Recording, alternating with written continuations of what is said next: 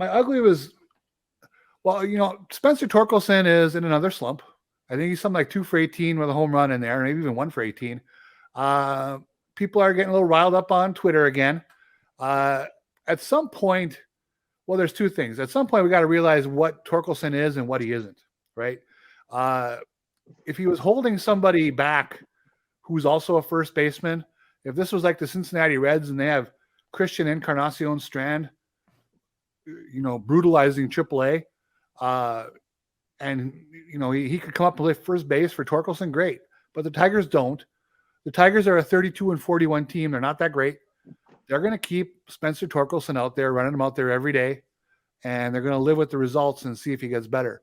So I saw so many people tweeting about his little 1 for 18 slump, and here we go again, and it's getting a little old.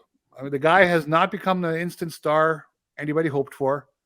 A lot of people didn't expect he would be, but he is what they have, and he's going to keep playing, and he should keep playing.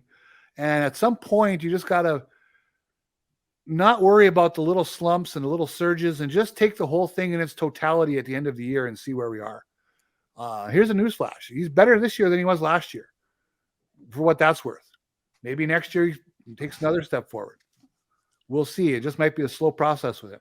Kind of found over the last couple of years, it's a weird, like, sort of roundabout, a lot of us who got into advanced stats and stuff like that believe, don't care about batting average anymore, right? It's more about, on base percentage and WRC plus and things like that. But I think I've come to really appreciate guys who hit for high average in the minors, because as scouts often say, hitters hit. And Colt Keith is a hitter, so he hits. And Riley Green was a hitter, so he hits. And we get lost in that. And I talk about this a lot with Christian Santana, who had like a 125 WRC plus in low A last year, but he hit 215. And he's struggling like crazy this year. And you just don't see guys who hit below 250 succeed, hit below like 250 in the minors, succeed in the major leagues. And my point with Torkelson, back to that, was that in I've got it right here. So in high A, he hit 312, which is great, right? In double A, 263. Yeah. In triple A, he's a 234 career hitter. And in the big leagues, he's a 212 career hitter. Like, the power is fun. He hasn't hit enough of it, and the patience is good.